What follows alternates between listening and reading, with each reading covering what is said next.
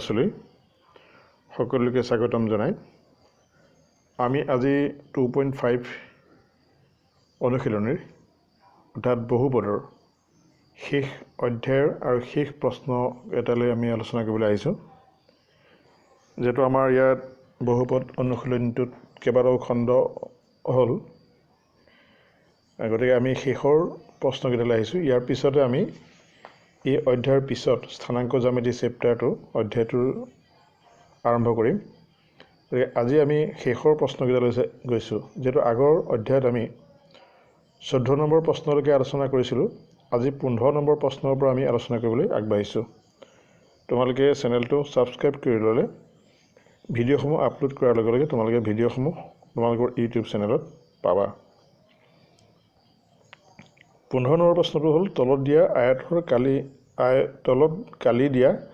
আয়তবিলাকৰ দিশ আৰু প্ৰস্থৰ বাবে সম্ভাৱ্য ৰাশিবোৰ উলিওৱা যেটো আয়তৰ কালি সম্পৰ্কত যদি আমি চাওঁ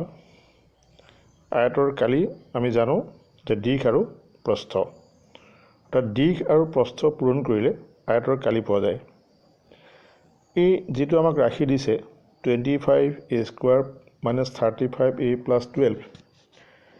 তাক আমি দুটা ৰাশিৰ পূৰণফল হিচাপে অৰ্থাৎ উৎপাদক বিশ্লেষণ কৰিব লাগে অৰ্থাৎ দুটা ৰাশিৰ পূৰণফল হিচাপে প্ৰকাশ কৰিব লাগে দুটা ৰাশিৰ পূৰণফল হিচাপে প্ৰকাশ কৰিব পাৰিলে তাক আমি এটাক আয়তৰ দিশ আৰু এটাক প্ৰস্থ হিচাপে আমি ক'ব পাৰিম যে আমি এই ৰাশিটো যদিও আমাক প্ৰশ্নটো তেনেকৈ দিছে দিশ আৰু প্ৰস্থৰ বাবে সম্ভাৱ্য ৰাশি উলিয়াব লাগে এফালে কালি বুলি দি থোৱা আছে গতিকে আমি কালি বুলি দি থোৱাৰ কাৰণে এটা কথা জানিলোঁ তাত দুটা ৰাশিৰ পূৰণফল হ'ব লাগিব দিশ আৰু প্ৰস্থ অৰ্থাৎ দুটা ৰাশিৰ পূৰণফল দুটা বীজগণিতীয় ৰাশিৰ পূৰণফল হিচাপে প্ৰকাশ কৰিব লাগিব এটাৰ দিশ হ'ব আৰু এটা হ'ব প্ৰস্থ অৰ্থাৎ আমি তাক উৎপাদক বিশ্লেষণ কৰিলে তাৰ মানটো উলিয়াব পাৰিম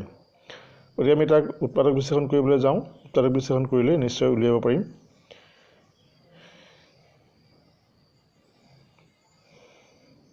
প্ৰথম ৰাশিটো হ'ল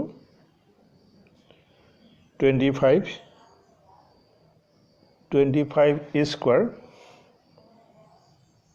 35a স্কয়াৰ -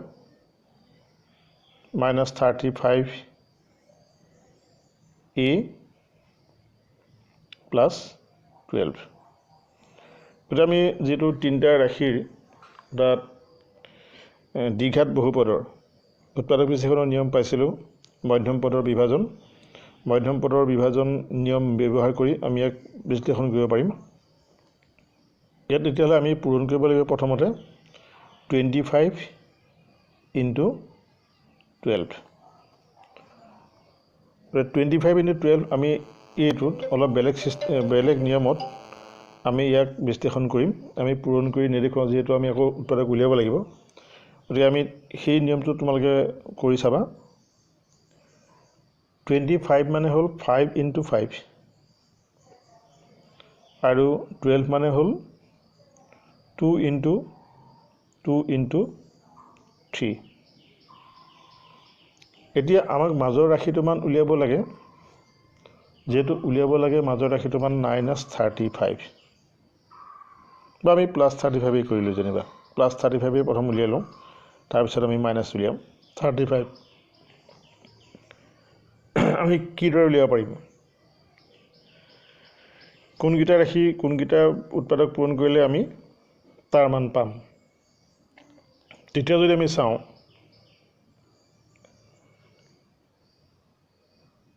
5 * 2 10 হ'ব 10 * 2 20 হ'ব অৰ্থাৎ 20ৰ লগত যদি 5 * 3 পূৰণ কৰা হয় তেতিয়া আমি পাম আমি 30 এইকেইটাৰ পূৰণফলটো পাম অৰ্থাৎ 20 * 15 যদি কৰোঁ তেতিয়াহ'লে আমি 25 আৰু 12ৰ পূৰণফলৰ সমান পাম 5 * 2 * 2 ল'লোঁ আৰু 5 আৰু 3 এফালে পূৰণ কৰিলোঁ অৰ্থাৎ 20 * 5 মাজৰ ৰাশিটোৰ মান আমাক দিয়া আছে 35 35 মানে আমি কৰিব পাৰিম 20 আৰু 15 এই দুটাৰ পৰা আমি উলিয়াব পাৰিম যদি ইয়াত -35a আছে গতিকে -20a -15a যদি কৰোঁ তেতিয়াহ'লে আমি তাৰ পৰা -35a উলিয়াব পাৰিম আমি তাক তেনেকৈ কৰিবলৈ যাওঁ 25a স্কোৱাৰ একগোটেই পাতিলোঁ আৰু আমি তাক বিশ্লেষণ কৰিম যে 20a - 15a -20a -15a plus 12 এতিয়া প্ৰথম দুইটাত কমন আহিব যেহেতু দুইটাতে 5 × 5 25 5 × 4 20 গতিকে 5টো কমন আহিব আৰু এটা a কমন আহিব তেতিয়া ইয়াত থাকিব প্ৰথমটো ৰাশিত থাকিব 5a আৰু দ্বিতীয়টো থাকিব 4 যেহেতু 20ৰ 5টো ল'লোঁ a টো ল'লোঁ গতিকে 4 থাকিব এই দুইটা ৰাশিত প্ৰথমটোত যেহেতু মাইনাছ আছে আমি মাইনাছটো কমন ল'লোৱেই আৰু দুইটাত আমি যদি চাওঁ 15ত 3 × 5 আৰু 12ত 3 × 4 গতিকে 3টো কমন আহিব তেতিয়া ইয়াত থাকিব 5a আৰু সিটোত থাকিব যেহেতু প্লাছ আছে সেই চিনটো বদলি হ'ব 4 হ'ব এতিয়া 5a - 4 আকৌ কমন ল'লোঁ 5a - 4 আৰু থাকিব 5a - 3 এতিয়া আমি ইয়াত দেখিলোঁ দুটা ৰাশিৰ পূৰণফল হিচাপে প্ৰকাশ কৰিব পাৰিলোঁ এতিয়া ই যিহেতু এটা আয়তৰ কালি বুজায় এটাকে দিশ আৰু প্ৰস্থ আমি মান উলিয়াব পাৰিম দিশ কোনটো হ'ব বা প্ৰস্থ কোনটো হ'ব তোমালোকে অনুমান কৰিব পাৰিছা দিশটো সাধাৰণতে বেছি হয় আৰু প্ৰস্থটো সাধাৰণতে কম হয় গতিকে ইয়াত একেটা ৰাশিৰ পৰা যেতিয়া 4 বিয়োগ কৰা আছে একেটা ৰাশিৰ পৰা 3 বিয়োগ কৰা আছে গতিকে ডাঙৰ ৰাশিটো হ'ব 5a - 3 আৰু সৰু ৰাশিটো হ'ব 5a - 4 গতিকে আমি ইয়াতে কথা এটা লিখিব লাগিব যিহেতু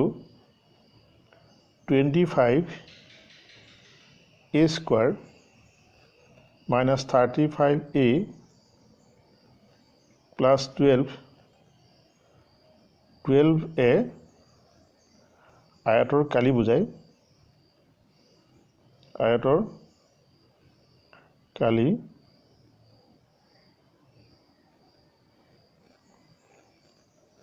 বুজাইছে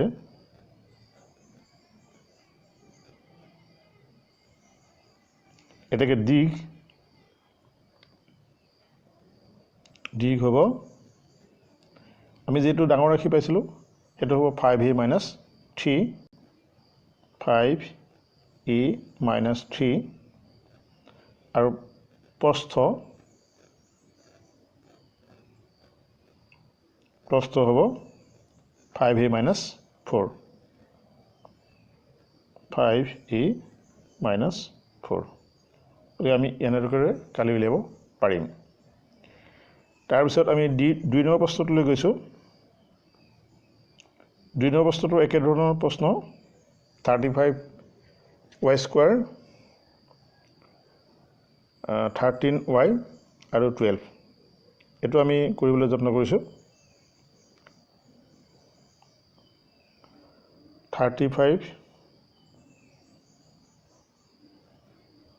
স্কোৱাৰ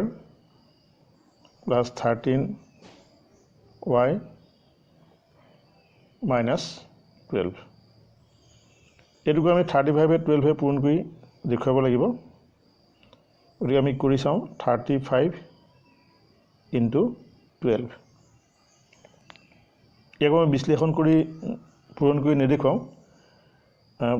এনেকৈ দেখুৱাওঁ উৎপাদক হিচাপে 5 × 7 2 × 3 তেতিয়া হ'ব 2 × 2 × 3 মানে 12 5 × 7 মানে হ'ব 35 যেহেতু মাজৰ ৰাশিটোৰ মান 13 উলিয়াবলগীয়া আছে গতিকে আমি 13 কেনেকৈ পাম 13টো আমি উলিয়াবলৈ হ'লে এইকেইটা উৎপাদকৰ পৰা আমি উলিয়াব লাগিব যাওঁ 13 ইকুৱেল হ'ব 28 আৰু 15 সংখ্যাৰ পৰা উলিয়াব লাগিব যেটো প্লাস 13 আছে তাত প্লাস 13y আছে গতিকে আমি 28y পৰা যদি 15y টো বিয়োগ কৰোঁ তেতিয়াহ'লে 13y আমি পাম গতিকে আমি তাত তেনেকৈ পাতিম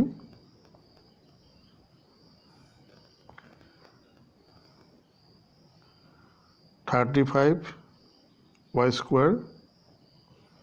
প্লাস আমি উৎপাদকটো বিশ্লেষণ কৰিছিলোঁ 28y minus 15y 28y minus 15y minus 12 এই দুইটাত প্ৰথম দুটাত কমন কি আছে চাওঁ 35 মানে 5 into 7 আৰু 28 মানে হ'ল 4 into 7 এতিয়া 7 টো কমন আছে 7 কমন ললো আৰু y কমন আছে y কমন ললো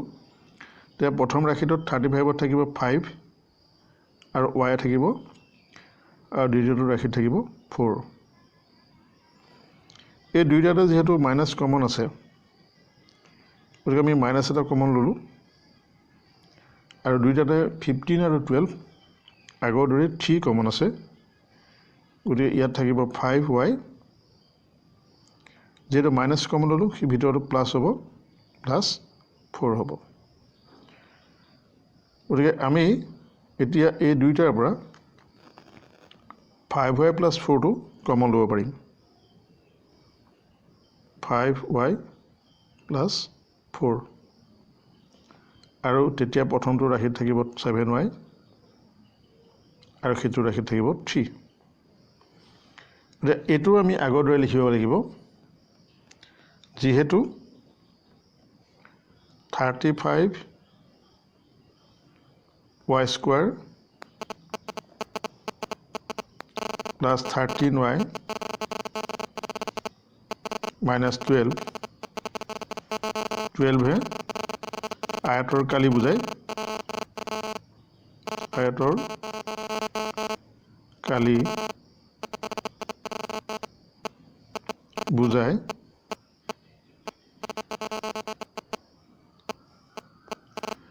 এতেকে দিক আৰু প্ৰস্থ আমি আগৰটোৰ দৰে নিৰ্ধাৰণ কৰিব পাৰিম দিক যেহেতু আমি পাম 5y plus 4 ইয়াত মাইনাস নাই গতিকে প্লাস হ'ব আৰু 7y minus 3 ইয়াত যেহেতু মাইনাস আছে ইয়াৰ ভিতৰত যিকোনো এটা আমি দিক আৰু এটা প্ৰস্থ লিখিব পাৰিম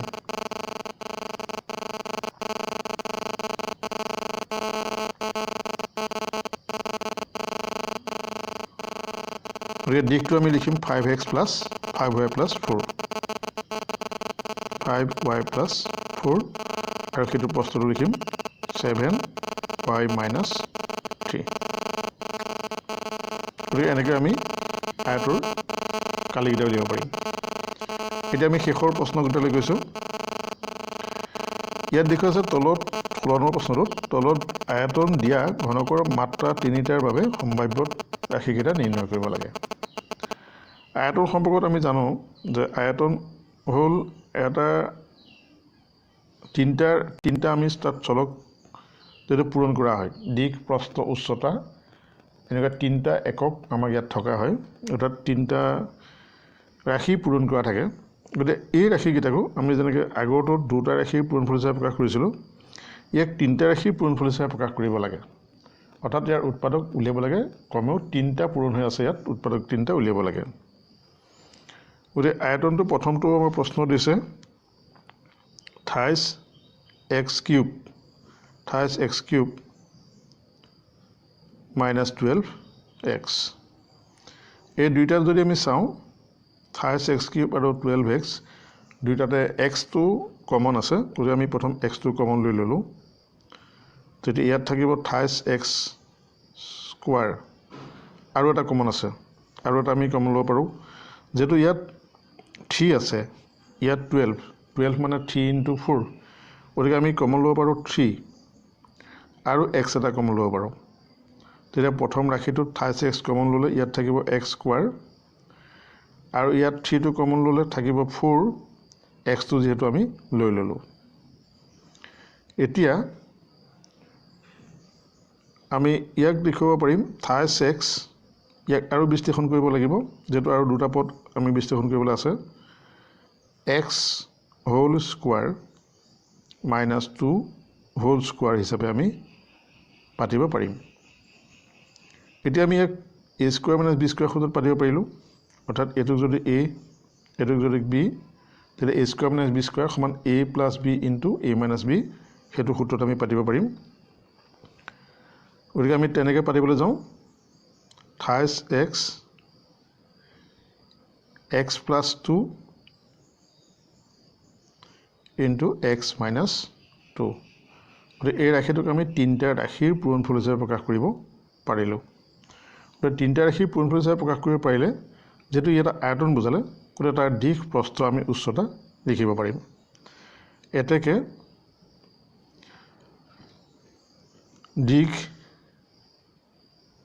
আমি যিকোনো এটা লিখিম দিশ লিখিম 28x প্ৰস্থ x প্লাছ 2 আৰু উচ্চতা আমি লিখিব পাৰিম x মাইনাছ 2 গতিকে আমি এনেদৰে তাৰ তিনিটা যেটো সম্ভাব্য মাত্ৰা আমি সম্ভাব্য মাত্ৰা উলিয়াব পাৰিলোঁ শেষৰ প্ৰশ্নটোলৈ গৈছোঁ শেষৰ প্ৰশ্নটোত আমাক উল্লেখ আছে যে 12k x square 12k x square আছে গতিকে আমি সেইটো প্ৰশ্ন কৰিবলৈ যাওঁ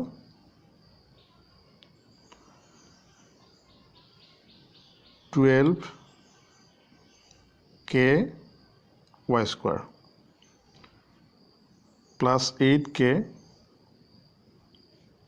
y মাইনাছ 20k এই ৰাশিকেইটাটো আমি যদি চাওঁ প্ৰথমতে কি কমন আছে 12 টোত আছে 3 × 4 8 টোত আছে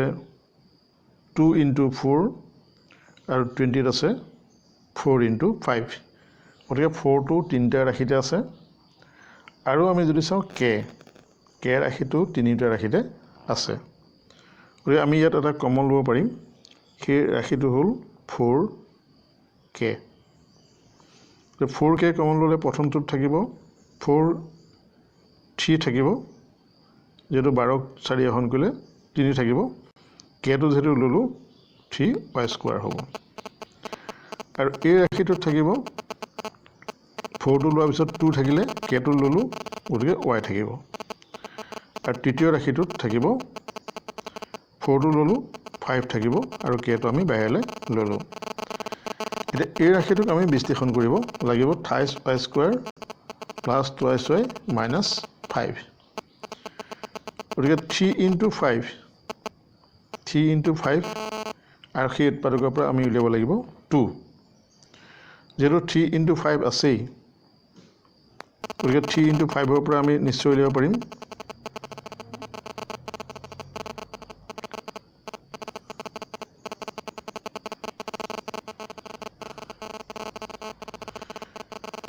3 × 5ৰ পৰা আমি নিশ্চয় উলিয়াব পাৰিম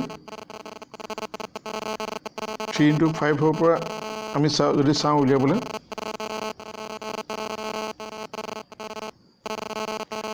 3 × 5 মাজৰ ৰাশিটোৰ মান যেহেতু প্লাছ 2 মান আমি পাম কেনেকৈ 5 মাইনাছ 3 এইকেইটা উত্তৰ কৰিব ওলাব আমি তাৰ পৰা তেনেকৈ উলিয়াব পাৰিম ডাইৰেক্ট মই চিধা পাতি দিছোঁ তোমালোকে যেহেতু বহুত অংক কৰা হৈছে তোমালোকে নিশ্চয় পাৰিবা 28y স্কোৱাৰ তাৰপিছত আমি পাতিম 5y minus 23y minus 5 আমি এনেকৈ কৰিব পাৰিম এতিয়া ইয়াৰ পিছত আমি সৰল কৰিম মানে কমন ল'ম 4x এইটো নিশ্চয় বুজি পাইছা এইটো 3 আৰু 5 যেহেতু সহজ বিশ্লেষণ মধ্যম বোধৰ বিশ্লেষণ 4x ইনটু এই প্ৰথম দুইটাত কমন আছে y কমন থাকিলে প্ৰথমটোত থাকিব 3 পিছৰটোত থাকিব 5 3y থাকিব প্ৰথমটোত থাকিব 3y আৰু দ্বিতীয়টোত থাকিব 5 প্ৰথমটো শেষ হৈছে এতিয়া দ্বিতীয়টো যদি আমি চাওঁ দুইটাতে মাইনাছ যেহেতু কমন আছে আমি মাইনাছটো ল'লোঁ আৰু 1 কমন আছে 1 ল'লোঁ গতিকে 23y চিনকেইটা মাইনাছকেইটা প্লাছ হ'ল গতিকে এইটো হ'ল আমি বিশ্লেষণ কৰিলোঁ কমন লৈ পেলাই এতিয়া ইয়াৰ পিছত একে কমনটো আকৌ ল'ম 4x 23y plus 5 23y plus 5 আমি 23y plus 5 এটা ল'লোঁ কমন ল'লোঁ তেতিয়া প্ৰথম ৰাশিটোত থাকিব y আৰু দ্বিতীয় ৰাশিটোত থাকিব -1 গতিকে আমি ইয়াক 1 নম্বৰ 2 নম্বৰ 3 নম্বৰ তিনিটা ৰাশি পোনফালে যায় প্ৰকাশ কৰিব পাৰি এতেকে সম্ভাব্য মাত্ৰা আমি উলিয়াব লাগে এতেকে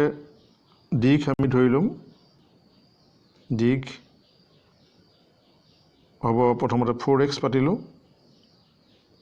প্ৰস্থ 23y plus 5 আৰু উচ্চতা আমি লিখিব পাৰিম y minus 1 গতিকে এনেদৰে আমি উত্তৰ কৰিব পাৰিম ছাত্ৰ ছাত্ৰীসকল যেটো আমাৰ এটোৰ বহুপদ অধ্যায় শেষ হৈছে গতিকে ইয়াৰ পিছত আমি পিছৰ অধ্যায় স্থানাংক জ্যামিতিলৈ যাম